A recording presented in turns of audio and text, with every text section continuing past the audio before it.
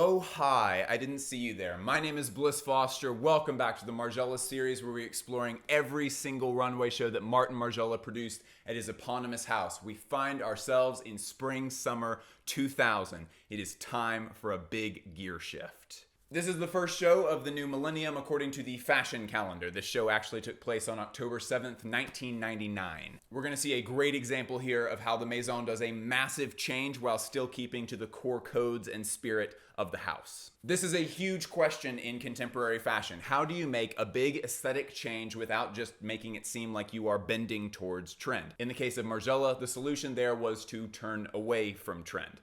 Let us take a closer look. Also, if you actually want to be seeing the full episodes in this series and support the channel, go join the Patreon. Pause the video now, go join the Patreon and return so that you can actually watch the full episode. This channel and these episodes specifically take an enormous amount of work, and this is my only source of income. So please support the content you love. This show took place in the 16th arrondissement in a rugby stadium. It didn't actually take place in the rugby playing part of the stadium. It was in an enclosed room, but a rugby stadium all the same. Like many shows before, the Maison is focusing on places that do not have any direct tie to fashion and are focused more on the places and the people that you would see in normal life in order to highlight the beauty and the mystery of real life. As with many of these runway shows, the live presentation is prioritized over everything else. It's worth us pausing here and talking about how this runway show was actually set up because it is very, very different than any other show I've ever seen. So the audience entered into a dark room and took whatever seat that they could find. There was no assigned seating, as there always isn't any assigned seating. They took their seats around large banquet-style tables with large white tablecloths over them. There were chairs that were lined up around the tables except for a single place which was missing a chair. Okay, so there's 20 tables total in 4 rows of 5 tables each. 20 tables total. Once everyone was seated, staff members came out in the white lab coats to the empty place at the tables where there were no chairs and pulled out a step stool that went up to the top of the table. The employees also threw 2 small objects onto each table and then they left the room. The 2 tiny objects were the ripped off stiletto heels from pairs of pumps. 1 pair for each table. In the darkness, 20 models came out. Each of them went to a specific table, walked up the little staircase, and then a singular light shone down, 1 on each table. And the models walked around in the little bit of space that they had and showed their fit to that table for 25 seconds. Then the lights would go out, the models would walk back down in the darkness, go to the next table, walk back up, then the lights come back on. They continued to do this so that every model eventually would make it to each table. Okay, so what are they doing here? Margiela has always prioritized the clothes over everything else. It's also one of the reasons, I'm saying one for all of these because these were very multifaceted symbols that were because of and meant a lot of different things, but it is also one of the reasons why many of the models would often be wearing these masks that cover their faces. Everything was meant to be pointing towards the clothes. All the answers you need are in the clothes and the presentation. This format allowed them to put further emphasis on the clothes in a way that they hadn't before. In a typical runway show where models are just walking down a catwalk and posing and then walking back off stage, the models each, and the looks more specifically, are part of a big, larger thing.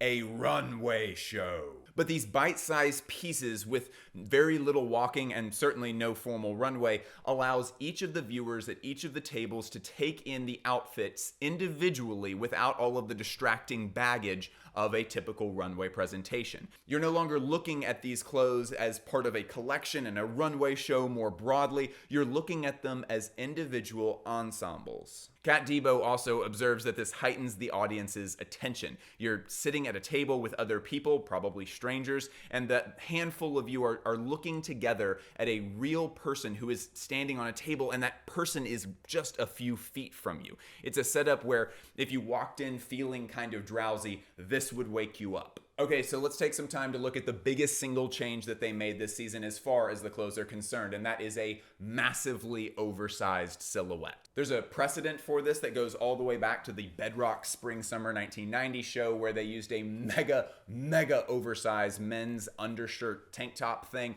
and then put that under a form-fitting mesh top. The way that the tank top gets rumpled up under the form-fitting mesh top achieves this Greek goddess statue effect. And we see this also with the doll's wardrobe pieces, which were, by their nature, also very oversized. Despite these few precedents that are kind of sprinkled in throughout the Maison's legacy so far, they are generally known for very form-fitting silhouettes. I mean, I've talked a billion times so far in this series about the Margiela layering technique, and that just refers to many different garments, multiple garments that are all fitting to the body in a way that is, despite how many articles of clothing are on them, still very close to the body. High armholes, stuff like that. But with this show, they begin to formally abandon this and go way in the opposite direction. And it is crucial to note here that going oversized is not just an aesthetic exercise, and it's not even a proposition for a new trend. The team uses oversized clothes, like everything else in the Maison, with a purpose. Here we see a few different things.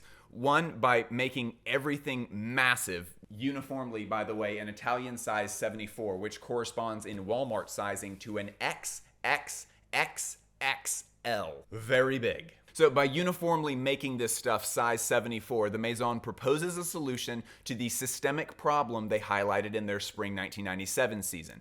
The fashion system produces clothes in a uniform way using a sizing system that doesn't necessarily, but more often just straight up doesn't, fit at all with the bodies that are meant to buy and wear those clothes. So a possible solution that they propose here is making everything massively oversized. Now, here in the present, this idea has kind of been done to death with all of the increased conversation about size inclusivity and androgyny in fashion. There have been a number of brands that just kind of phone in a solution to this by doing shapeless, baggy clothes. It's been done so much that the conversation around size inclusivity and androgyny in fashion has moved to a place where it's saying this is not a viable solution. You're not fixing a problem here, you're just releasing very baggy clothes. But to give the Maison credit, at the time when this show came out in 1999, there really wasn't anyone who was doing this in high fashion. Paris fashion was largely overtaken at the time with a skinny silhouette in the late 90s and early 2000s. This was one of the most body-excluding times in recent fashion memory. Fashion, of course, experiments with sizing and with different shapes all the time, but up to that point, no one had done such an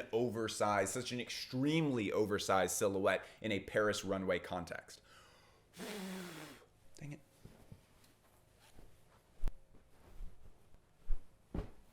Fashion, of course, experiments with shape and with silhouette all the time, but up to that point, no one had done sizing in this extreme a way. Again, it's an Italian 74. It's very big. So we see yet another first from the Maison here.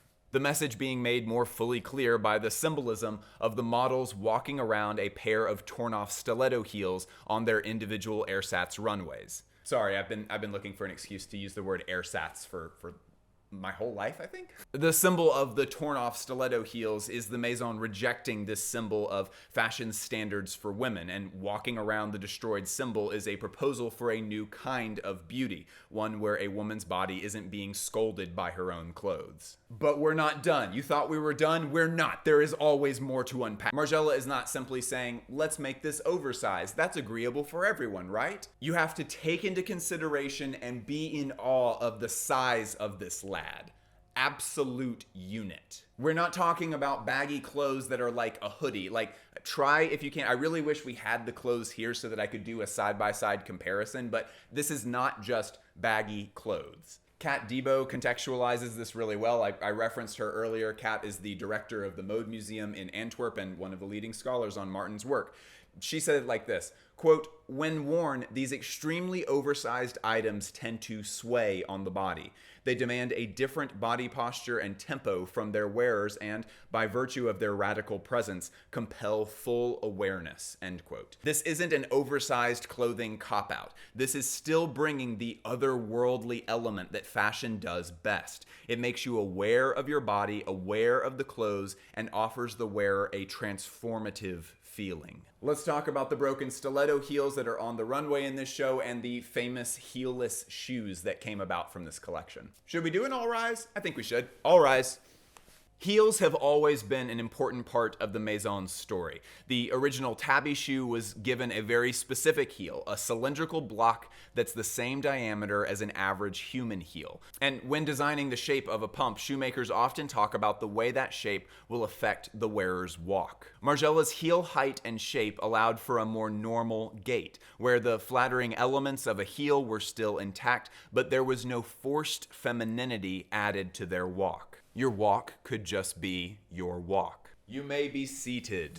But here in this show, we see more typical shoe shapes. It's a stiletto and a derby, worn without any heel at all. And it's really weird looking, right? Like, we've been so conditioned to see this general shape of shoe and to see a heel attached to it, right?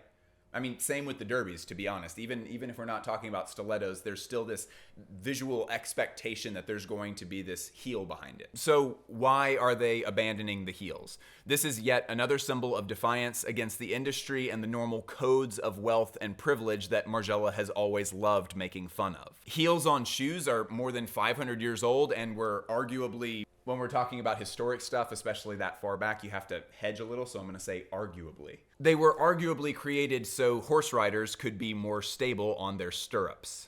You could kind of lock them into place a little bit. But owning a horse was a status symbol, so these wealthy folks that needed these shoes for practical reasons would often wear their heeled shoes everywhere to be like, hey guys, I don't want to brag, but I own a horse. As time went on, heels were only allowed to be worn by royalty, as ordered by Louis XIV into French law. And to bring that up to the modern era of the 90s, heels were generally, especially in a Paris fashion context, worn by women of privilege and wealth.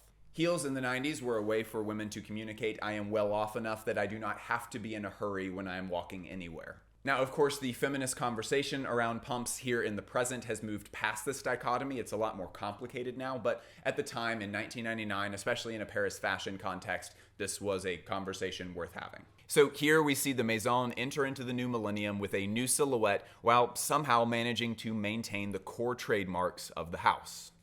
Thank you so much for joining me. If you have gotten this far in the Margiela series and you haven't joined the Patreon, you're missing out. All Patreon is it's a way for you to support creators by kicking them a few dollars a month because you really love their content. In exchange for that few dollars per month, you get extended episodes for all the Margiela series, which are available on the Patreon platform. And if you are on the Patreon and you are watching these episodes like this, you should be watching them through the Patreon so you can see the full thing. It takes a couple of seconds to join up. You should go join using the link that's above me right now. The links are always in my description. It's just patreon.com/blissfoster. I love you to death.